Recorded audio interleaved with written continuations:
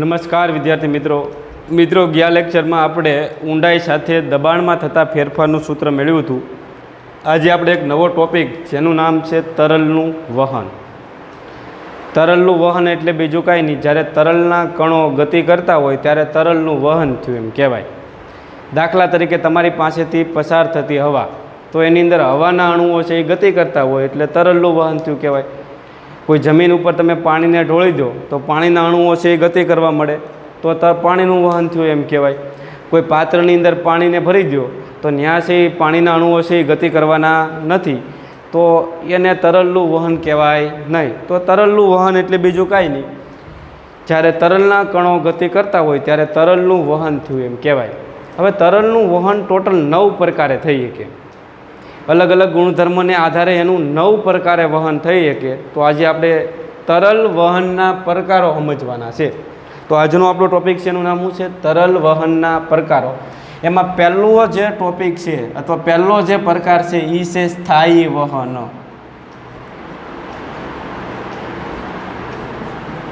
તો સ્થાયી વહન કોને કહેવાય? તો કે જ્યારે તરલ વહન દરમિયાન કોઈ એક બિંદુને તમે ફોકસ કરો, એ બિંદુ પાસેથી પસાર થતા બધાય તરલ કણોનો વેગ જો સમય સાથે અચળ રહેતો હોય, વધતોય ન હોય ઘટતોય ન હોય, સમય સાથે અચળ રહેતો હોય ને તો આવા વહનને સ્થાયી વહન કહે છે. પહેલાં હું વ્યાખ્યા લખી નાખું પછી ડીપમાં સમજીએ આપણે. જે વહનમાં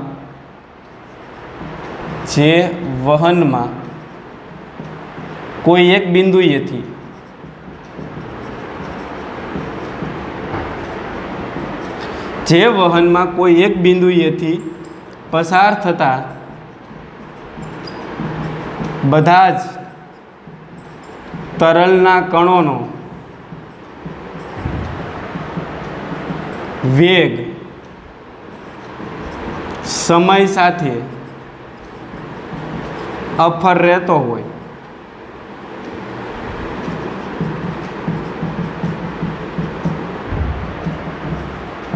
તો આવા વહનને સ્થાયી વહન કહે છે. અને એનું જો તમારે ઉદાહરણ આપવું હોય તો ધીમે ધીમે વહેતું ઝરણું એ સ્થાયી વહનનું ઉદાહરણ છે. ધીમે ધીમે વહેતું ઝરણું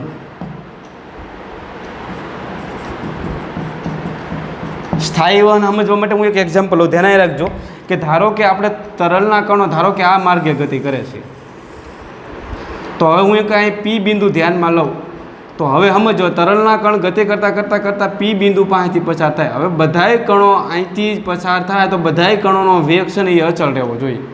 દાખલા તરીકે અહીંથી એક પહેલો કણ પસાર થયો તો પહેલા કણનો વેગ 5 મીટર પર સેકન્ડ હોય ને તો પાછળથી ગમે એટલા બધાય કણો આવે ને એ બધાય કણોનો વેગ અહીંયા કેટલો રહેવો જોઈએ? 5 મીટર પર સેકન્ડ જ. તો એને સ્થાયી વહન કહેવાય. હવે પહેલો કણ પસાર થયો એનો વેગ 5 મીટર પર સેકન્ડ હોય અને બીજાનો વેગ જો અહીંયા 8 મીટર પર સેકન્ડ હોય તો આને સ્થાયી વહન કહેવાય નહીં. એટલે પી બિંદુ પાસેથી જેટલા કણો પસાર થાય ને એ બધાયનો વેગ કેવો રહેવો જોઈએ? અચળ. તો એને શું કહેવામાં આવે છે? સ્થાયી વહન.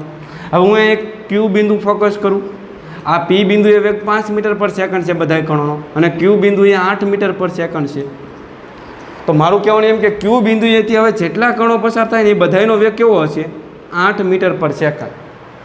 પી બિંદુએ જેટલો વેગ હોય એટલો જ તે ક્યુ બિંદુએ હોય એવું જરૂરી નહીં, પણ ફોકસ શું કરવાનું કે પી બિંદુએથી જેટલા કણો પસાર થાય ને એ બધાયનો વેગ 5 મીટર પર સેકન્ડ જ હશે. ક્યુ બિંદુએથી જેટલા કણો પસાર થાય ને એ બધાયનો વેગ 8 મીટર પર સેકન્ડ જ હશે. અહીં આર બિંદુ ફોકસ કરો તો આર બિંદુએથી પસાર થતા બધાય કણોનો વેગ 10 મીટર પર સેકન્ડ જ હોવો જોઈએ. ટપો પડે છે કે નહીં? તો અહીંયા જેટલા કણો પસાર થાય એનો વેગ 10 મીટર પર સેકન્ડ હોય તો આને શું કહીએ કે આપણે સ્થાયી વહન. અહીંથી અહીંયા ત્રણે જગ્યાએ વેગ હરખા હોય એવું જરૂરી નહીં કે અહીંયા 5 હોય તો અહીંયા 5 જ હોવો જોઈએ, પણ ધ્યાન શું રાખવાનું કે અહીંથી જેટલા પસાર થાય ને એ બધાયનો વેગ છે એ 5 હોય તો પછી 5 જ રહેવો જોઈએ, અહીંયા 8 હોય તો અહીંયા 8 જ રહેવો જોઈએ અને અહીંયા 10 હોય તો 10 જ રહેવો જોઈએ. તો વ્યાખ્યા ક્લિયર થઈ. જે વહનમાં કોઈ એક બિંદુએથી પસાર થતા તરલના કણોનો વેગ સમય સાથે અફર જળવાઈ રહેતો હોય તો એવા વહનને શું કહેવાય? સ્થાયી વહન. ધીમે ધીમે વહેતું ઝરણું અને ધીમે ધીમે વહેતા પવનની ગતિ પણ સ્થાયી વહનનું ઉદાહરણ છે. એક વાક્ય લખવું હોય તો લખી શકો કે સ્થાયી વહનમાં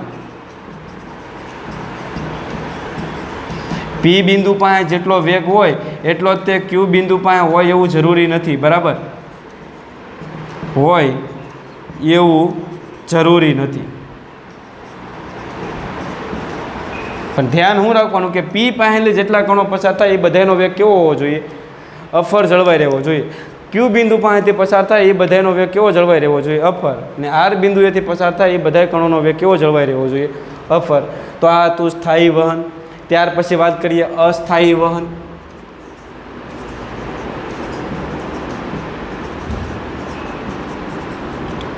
તો અસ્થાયી વહન કોને કહેવાય?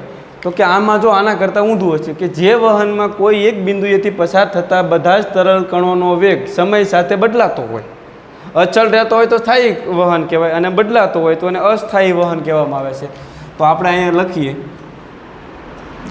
કે જે વહનમાં તરલ કણોનો વેગ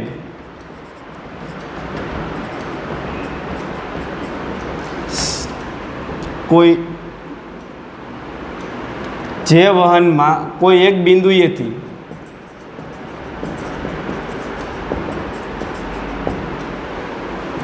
પસાર થતા તરલ કણોનો વેગ સમય સાથે બદલાતો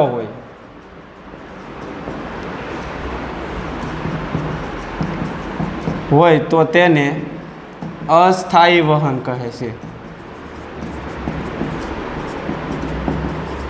દાખલા તરીકે વાવાઝોડા વખતે પવનની ગતિ, તમે ઊભા છો અને પહેલાં ધીમે ધીમે પવન વહેતો હોય તો તમારી પાસે તરલ કણનો વેગ અથવા તો હવાના અણુનો વેગ ઓછો હોય, પણ જેવો તે પવનનો ઝપાટો આવ્યો એટલે તરલ કણનો વેગ છે વધી જશે.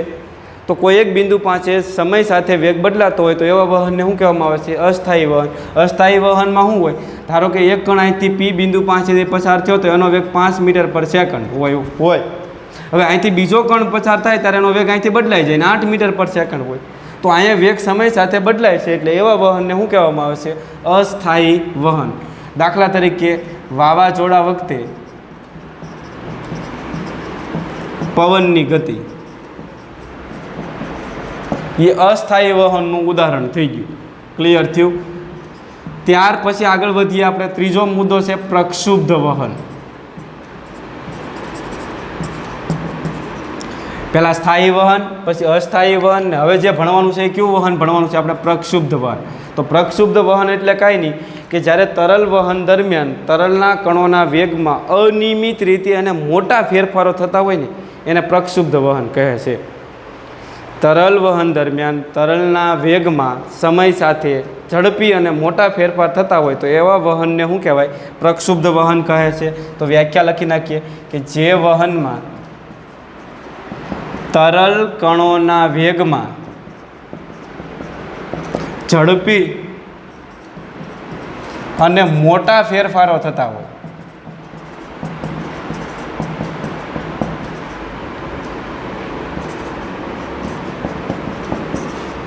ઝડપી અને મોટા ફેરફારો થતા હોય તેવા વહનને પ્રક્ષુબ્ધ વહન કહે છે.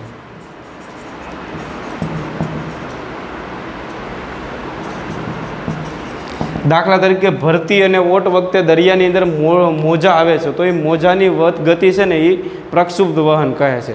કારણ કે મોજાનો વેગ ઘડીક ઘટી જતો હોય, ઘડીક છે એ ઝડપથી વધી જતો હોય તો આમાં અનિયમિત રીતે મોટા ફેરફાર થતા જોવા તમને મળે છે. તો એવા વહનને શું કહેવામાં આવે છે? પ્રક્ષુબ્ધ વહન. દાખલા તરીકે દરિયાના મોજાની ગતિ એ તમને શું બતાવે? પ્રક્ષુબ્ધ વહનનું ઉદાહરણ. તો 3 વહન ક્લિયર થયા. સ્થાયી વહનમાં શું હોય? તો કે કોઈ એક બિંદુએથી પસાર થતા તરલ કણોનો વેગ સમય સાથે અફર રહેતો હોય. અસ્થાયી વહનમાં શું હોય? તો કે કોઈ એક બિંદુએથી પસાર થતા તરલ કણોનો વેગ છે સમય સાથે બદલાતો હોય. પ્રક્ષુબ્ધ વહનની અંદર શું થતું હોય? તો કે પ્રક્ષુબ્ધ વહનની અંદર એટલે બીજું કાંઈ નહીં કે જે વહનની અંદર તરલ કણોનો વેગ સમય સાથે ઝડપી અને મોટા ફેરફાર થતા હોય તો એને પ્રક્ષુબ્ધ વહન કહેવામાં આવે છે. જ્યારે પૂર આવે નદીઓમાં ત્યારે એ પણ પ્રક્ષુબ્ધ વહનનું ઉદાહરણ તમે કહી શકો, અથવા દરિયામાં જે મોજા આવે છે એ પણ પ્રક્ષુબ્ધ વહનનું ઉદાહરણ કહી શકાય. તો પહેલાં 3 વહન ક્લિયર કરી નાખો. હવે ચોથું વહન છે જેનું નામ છે આપણે સક્રિય વહન. કેવું? સક્રિય વહન. હવે તરલ વહન દરમિયાન તરલના કણોને જો વર્તુળમય ગતિ કરતા હોય, તરલ વહન દરમિયાન તરલના કણોને ચોક્કસ કોણીય વેગ હોય અથવા તો વર્તુળમય ગતિ કરતાં જતા હોય ને તો એને સક્રિય વહન છે એમ કહેવાય. જનરલી સક્રિય વહન છે આમ આપણને આઈડિયા આવે નહીં, પણ સક્રિય વહન છે કે નહીં જાણવા માટે તમારે શું કરવાનું? એક ચક્ર લેવાનું પાખિયાવાળું, અને એ ચક્રને એ વહનની અંદર મૂકી દેવાનું. હવે જો ચક્ર છે એ સીધું જાય ફર્યા વગરનું, તો એ વહન છે એ સક્રિય વહન ન કહેવાય. પણ જો એ ચક્ર છે એ ફરતું જતું હોય ને તો સમજવાનું કે એ વહન છે એ સક્રિય વહન છે. આ પાણીનો પ્રવાહ જતો હોય આમ, એની અંદર તમે એક આવું ચક્ર મૂકી દો ને આ ચક્ર છે પાણીની આરોર આમ ફરતું જતું હોય, ચાક ગતિ કરતું જતું હોય, તો એવા વહનને સક્રિય વહન કહેવાય. અને જો સીધું રેખીય ગતિ કરતું જતું હોય તો એને અસક્રિય વહન કહે છે. તો પહેલાં સક્રિય વહનની હું વ્યાખ્યા લખી નાખું. હવે જે આપણે ચોથું વહન ભણવાનું છે એનું નામ શું છે? સક્રિય વહન. તો સક્રિય વહન હું કોને કહેવાય? તો કે તરલ વહન દરમિયાન તરલના કણો સક્રિય ગતિ કરતા હોય,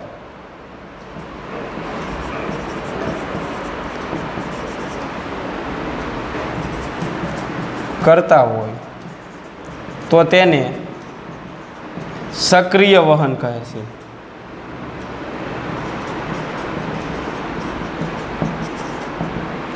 દાખલા તરીકે ઓલા ઘૂમરી આકારના તમે પ્રવાહો જોયા હોય, જ્યાં ખાસ કરીને ઓલા નાળાઓ હોય, નદી નાળાઓ હોય, નાળાની અંદર જ્યારે પાણી એન્ટર થતું હોય અથવા બહાર નીકળતું હોય ને તેની આસપાસ તમને ઘૂમરીઓ જોવા મળે. તો એ ઘૂમરીને છે શું કહેવામાં આવે છે? સક્રિય વહન. તો આપણે એનું એક્ઝામ્પલ દેવું હોય તમે આમ દઈએ કહો, ઘૂમરી પ્રવાહો અથવા એના વમણ આકારના પ્રવાહ કહેવાય. ઘૂમરી પ્રવાહો છે એ સક્રિય વહનનું ઉદાહરણ છે. અથવા ઘણીવાર છે એ ઉનાળામાં તમને જોવા મળે છે ઓલું પવનનું વંટોળ જોવા મળે, તો એ વંટોળને પણ તમે સક્રિય વહન તમે કહી શકો ખરા. તો સક્રિય વહન ક્લિયર થયું. હવે અસક્રિય વહન કોને કહેવાય? તો કે તરલ વહન દરમિયાન તરલના કણો સક્રિય ગતિ ન કરતા હોય, માત્ર ને માત્ર રેખીય ગતિ કરતા હોય તો એને શું કહેવામાં આવશે? અસક્રિય વહન. તો 5મો મુદ્દો છે અસક્રિય વહન. અસક્રિય વહન કે તરલ વહન દરમિયાન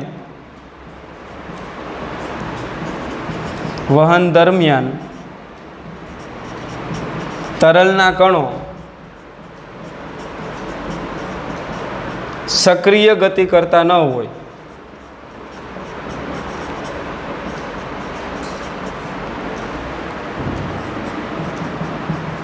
તો તેને અસક્રિય વહન કહે છે.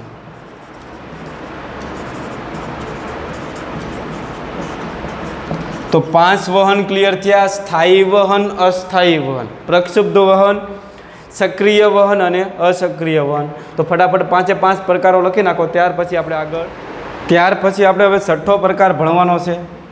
એ પ્રકાર છે અદબનીય વહન, અથવા પહેલાં આપણે દબનીય વહન ભણીએ.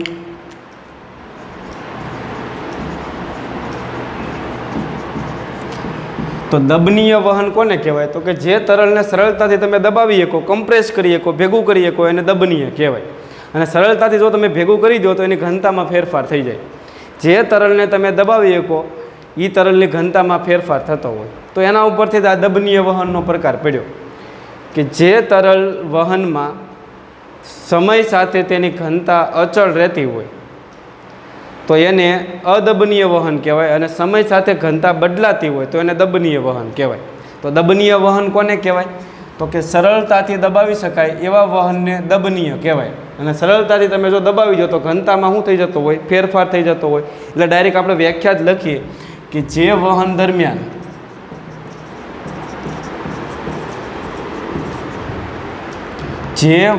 દરમિયાન સમય સાથે તરલની ઘનતા બદલાતી હોય, યાદ રાખજો, બદલાતી હોય તો તેને દબનીય વહન કહે છે.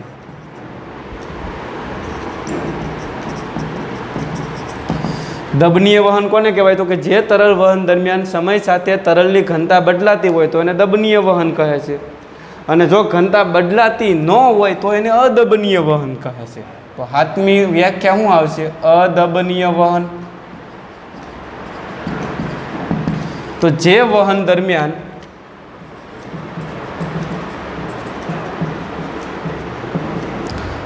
તરલની ઘનતા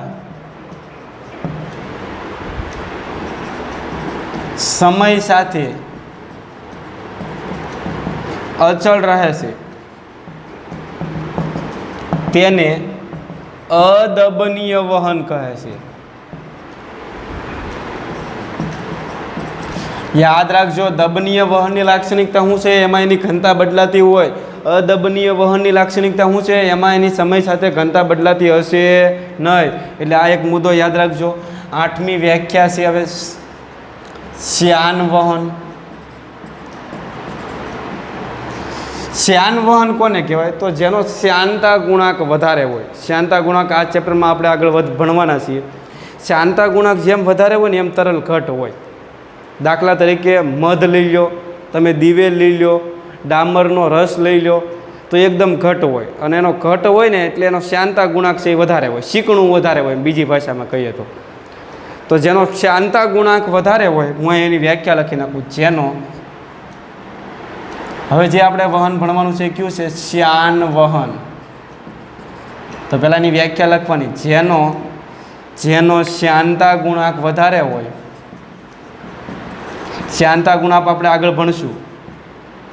શ્યાનતા ગુણાંક વધારે હોય તેવા વહનને શ્યાન વહન કહે છે. પછી આગળ લખીએ, શ્યાનતા ગુણાંક વધારે હોવાથી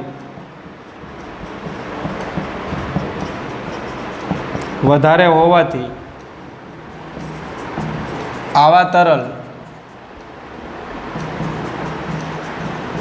ઘટ હોય છે. કેવા હોય છે? ઘટ હોય છે. અને તરલ ઘટ હોય તો તમને ખબર છે સરળતાથી વહી શકે નહીં.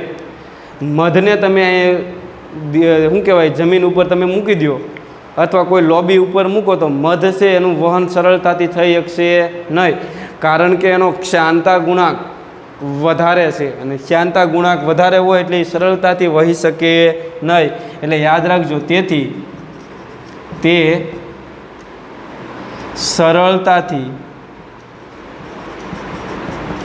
વહી શકતા નથી. દાખલા તરીકે મધ અને દિવેલ. તો શ્યાન વહનની વ્યાખ્યા તમારે આમે પણ તમે લખી શકો કે જે તરલનું વહન સરળતાથી ન થઈ શકે ને એવા વહનને શું કહેવાય? શ્યાન વહન કહે છે. શ્યાન વહનનો શ્યાનતા ગુણાંક વધારે હોય છે, તેથી ઘટ હોય છે. એટલે શ્યાન વહન તમને ક્લિયર થઈ જવું જોઈએ. તો આ હતું શ્યાન વહન. ત્યાર પછી વાત કરીએ આપણે છેલ્લો મુદ્દો, અશ્યાન વહન.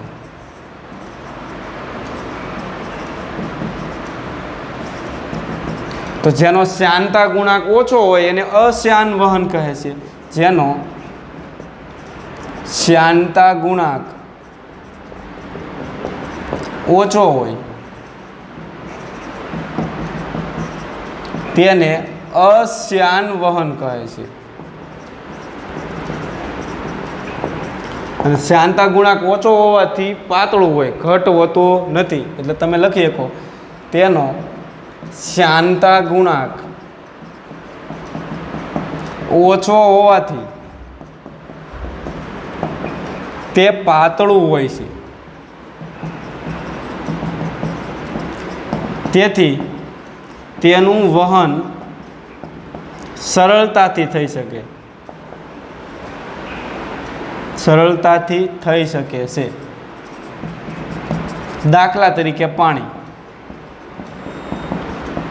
પાણીનું વહન છે ને એ અશ્યાન વહન કહેવામાં આવે છે.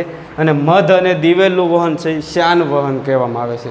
તો ટોટલ 9 પ્રકાર થયા છે. હવે 9 પ્રકાર ફરીવાર હું અહીં લખું છું. જો પહેલાં તમારે ભણવાનું છે સ્થાયી વહન.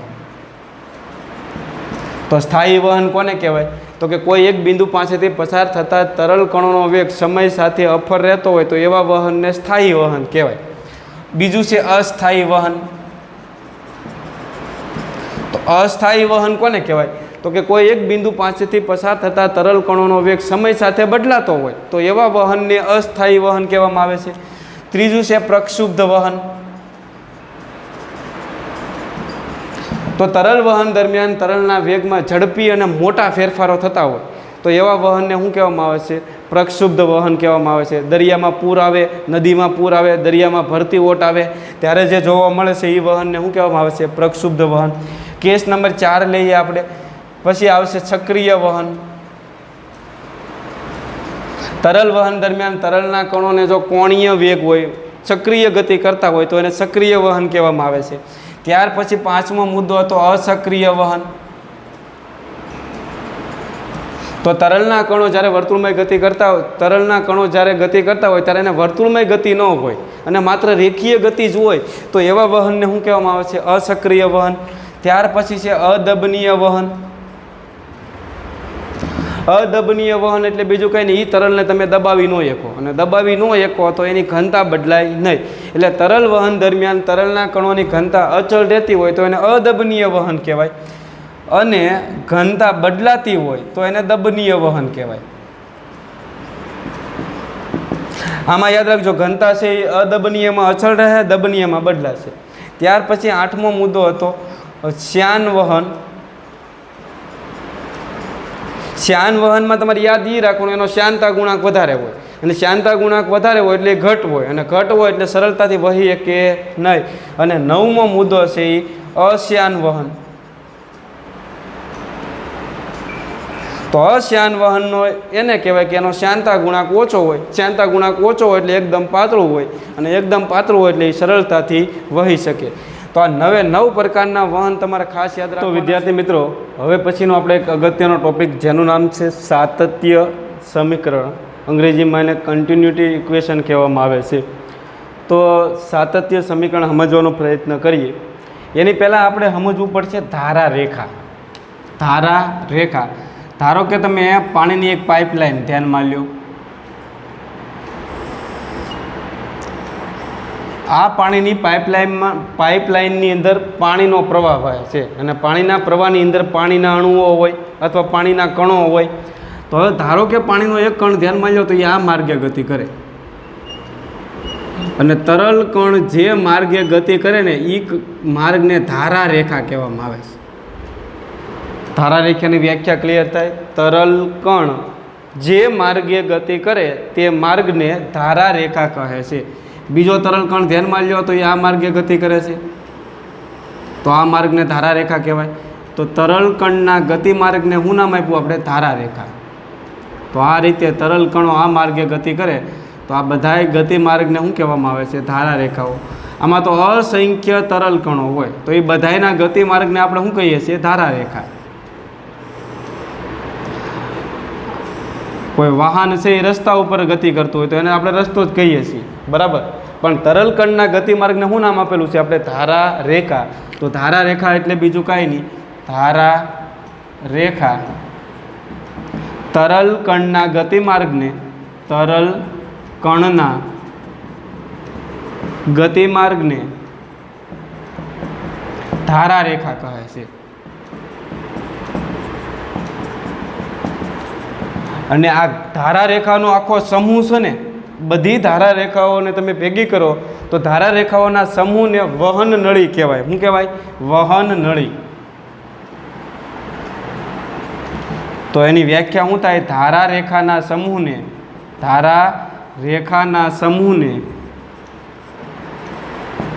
વહન નળી કહે છે. વહન નળી એટલે બીજું કાંઈ નહીં, ધારા રેખાના સમૂહને શું કહેવામાં આવે છે? વહન નળી.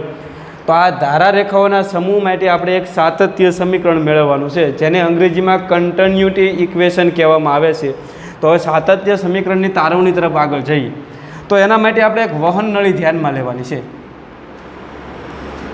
વહન નળી એટલે બીજું કંઈ નહીં, એક પાણીની પાઇપલાઇન તમે ધ્યાનમાં લ્યો. તો આ ભાગ છે હાકડો છે અને આ એના કરતાં થોડોક પહોળો છે. હવે અહીંથી તરલ કણ તમે ગતિ કરાવડાવો તો એ આ માર્ગે ગતિ કરે, અને આ માર્ગને આપણે શું કહીશું? ધારા રેખા.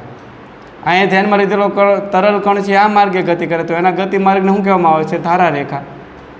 તો આ રીતે તમને અસંખ્ય ધારા રેખાઓ જોવા મળશે.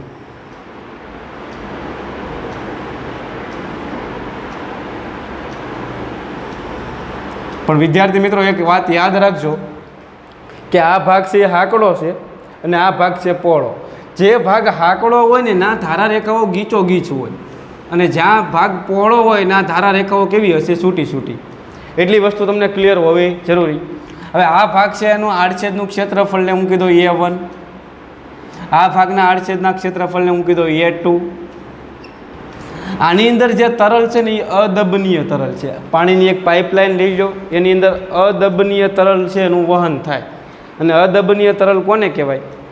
કે વહન દરમિયાન એની ઘનતા છે બદલાશે, અને એટલે અહીંયા જેટલી ઘનતા હશે એટલી જ અહીંયા હશે, એટલી જ ઘનતા અહીંયા હશે. બીજી એક વાત એ કહી દો કે અહીંથી જ્યારે તરલના કણો દાખલ થાય એટલે કે પાણી દાખલ થાય ત્યારે એનો વેગ V1 કહી દો, અને બહાર નીકળે ત્યારે એનો વેગ V2 કહી દો. તો A1 V1, A2 અને V2 આ ચારેય વચ્ચેનો સંબંધ દર્શાવતું એક સૂત્ર તારવવાનું છે, જેને સાતત્ય સમીકરણ કહેવાય. તો એના માટે શું કરીએ? આપણે એક નાનો એવો તરલ ખંડ ધ્યાનમાં લઈએ. અહીં થોડોક મોટો બતાવું નહીં તો દેખાશે નહીં. આ આપણે તરલ ખંડ ધ્યાનમાં લઈએ. આ જે કાળા કલરનો છે ને એ પાણીનો ખંડ, એને આપણે તરલ ખંડ કહીએ. બરાબર. એની લંબાઈ લઈ લઈએ આપણે DL, ને આડછેદનું ક્ષેત્રફળ કેટલું છે? તો કે A1, અથવા તમે A પણ કહી શકો. અહીંયા આડછેદના ક્ષેત્રફળને હું કીધું A. તો આ તરલ ખંડનું દળ તમને નક્કી કરતા આવડે તો લખીએ આપણે DL લંબાઈના તરલ ખંડનું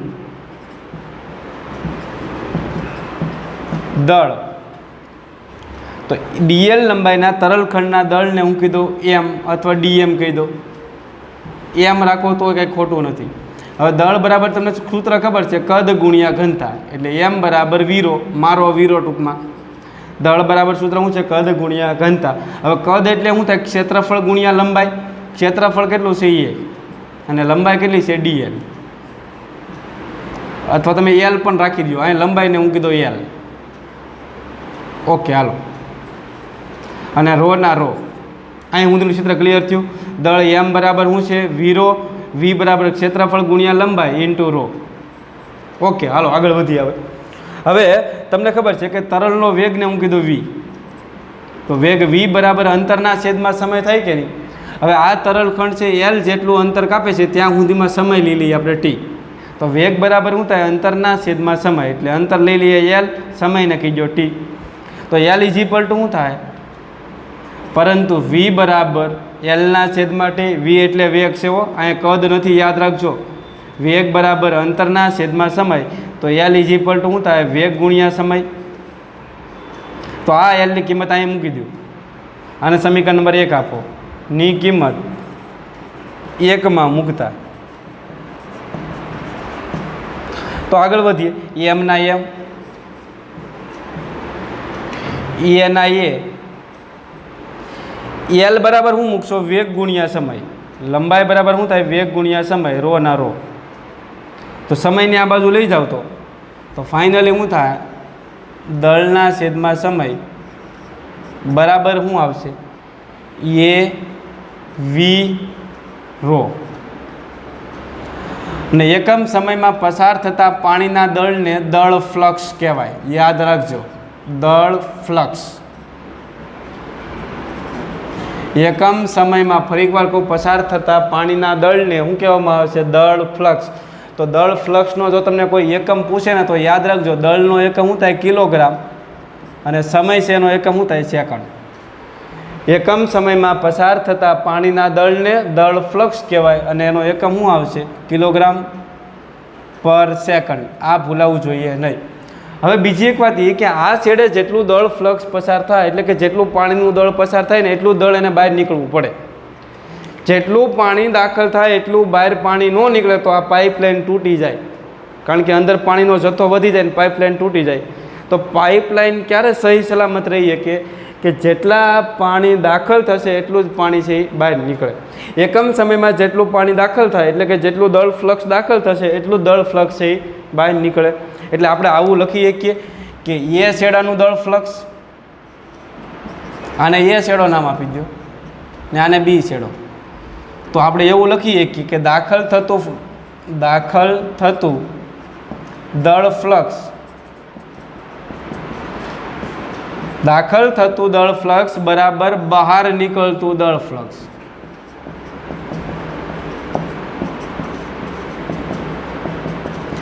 જેટલું દળ ફ્લક્સ દાખલ થશે એટલું જ દળ ફ્લક્સ બહાર નીકળશે.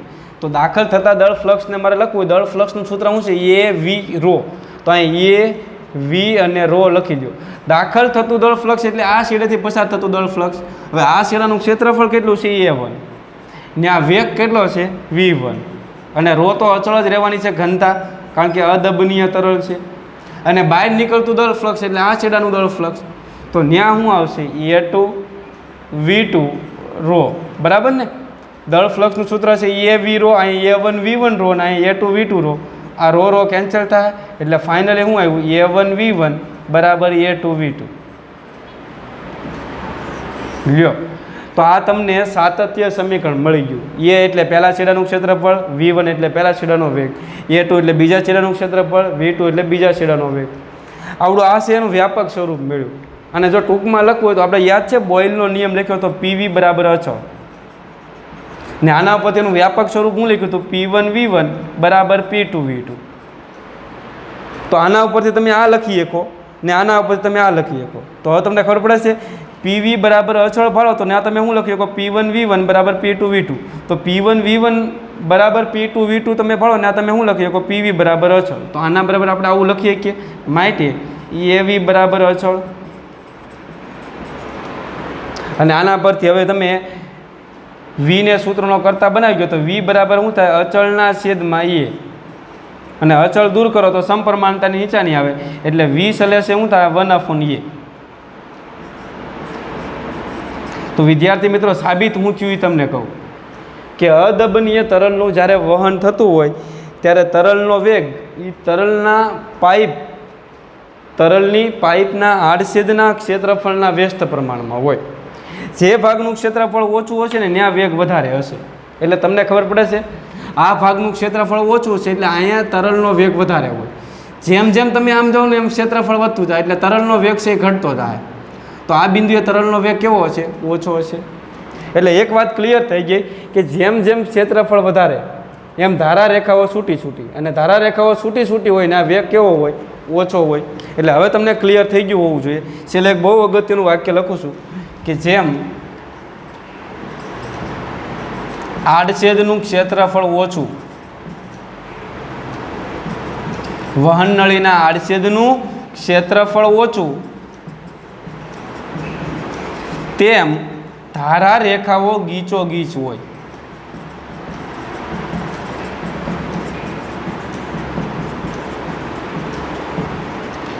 અને ધારા રેખાઓ ગીચોગીચ હોય તો ન્યાયનો વેગ કેવો હોય? વધારે. ક્ષેત્રફળ ઓછું તેમ તેનો વેગ કેવો હશે? વધારે. ધારા રેખાઓ ગીચોગીચ હોય અને ત્યાં તરલનો વેગ વધારે હોય છે. તો ચિત્ર ક્લિયર થયું કે નહીં? કઈ જગ્યાએ વેગ વધારે હોય ને કઈ જગ્યાએ વેગ ઓછો હોય તમને ક્લિયર થયું? તો આ AV બરાબર અચળને શું કહેવામાં આવે છે? સાતત્ય સમીકરણ. અને A ઇન્ટુ V છે ને એને કદ ફ્લક્સ પણ કહેવામાં આવે. ક્ષેત્રફળ ગુણ્યા વેગ છે એને શું કહેવાય? કદ ફ્લક્સ. અને કદ ફ્લક્સ કેવું હોય છે? અચળ હોય. એ ખાસ ધ્યાન રાખજો.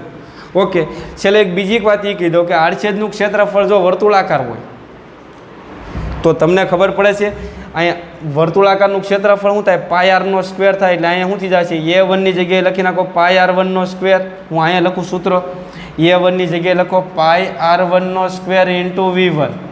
A2ની જગ્યાએ હું લખશો πr2² ઇન્ટુ V2. પાઈ કેન્સલ થયા હવે રકમમાં એમ કે અહીંયા પાઇપના આડછેદનું ત્રિજ્યા લઈ લઈએ આર, ત્યારે એનો વેગ વી છે.